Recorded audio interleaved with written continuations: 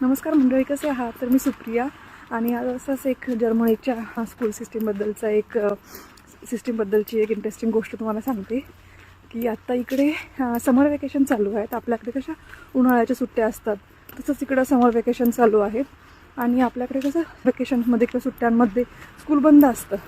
Okay, तर इकडे मुलांसाठी स्कूल्स ओपन असतात. ओके, तर होट म्हणतात त्याला आणि आपल्याला रजिस्टर करावं लागतं त्याच्यासाठी की मुलं सुट्ट्यांमध्ये पण स्कूलला येतील म्हणून. आणि तिथे काही शिकवत वगैरे काही नाही, मुलं जातात फक्त आणि खेळतात प्लेग्राऊंडमध्ये. नंतर मग त्यांच्या मेन रूममध्ये तिथे वेगवेगळ्या प्रकारचे टॉईज असतात, तर मुलं खेळतात. खाण्याची पण सोय असते तिथे आणि दुपारचं जेवण तिथे असतं. तर अशी मुलांसाठी सोय असते. तर जे पॅरेंट्स आहेत, जे वर्किंग आहेत, ते सुट्ट्यांमध्ये पण कुठे जात नाहीत आणि त्यांचं काम असतं, तर मुलांना घरी ठेवून ते कसं सांभाळणार.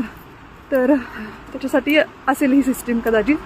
पण अशी सिस्टीम इकडे जर्मनीमध्ये आहे की सुट्ट्यांमध्ये पण स्कूल ओपन असतं आणि तिथे तुम्ही मुलांना पाठवू शकता आणि तिथे मुलं खेळतात, मस्ती करतात.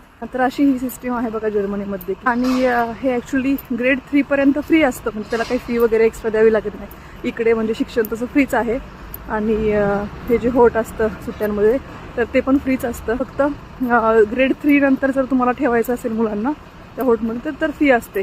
तर हे होट मी सांगितलं सुट्ट्यांमध्ये पण असतं. आणि ॲक्च्युली जेव्हा स्कूल सुरू होतं तर तेव्हा स्कूल कसं दुपारी 12-1 पर्यंत असतं, कधी 2 पर्यंत. छोट्या मुलांचं लवकरच संपतं. तर तेव्हा पण स्कूल नंतर पण मुलांना ठेवायची सोय असते, त्याला पण होटच म्हणतात. तर तेव्हा पण 12-1ला स्कूल संपलं की डिरेक्टली ती मुलं तिकडे होटमध्ये जातात. ते परत एकदा मुलांना खायला वगैरे असतं आणि तिथे मुलं खेळतात आणि 4-4:30ला पॅरेंट्स त्यांना घ्यायला जाऊ शकतात. तर ही जी होटची सिस्टीम आहे ही स्कूल नंतर पण ठेवू शकता मुलांना आणि सुट्ट्यांमध्ये पण मुलांना तुम्ही पाठवू शकता. आणि ग्रेड 3 पर्यंत हे फ्री आहे आणि त्याच्यानंतर मग थोडीफार फी भरायची असते.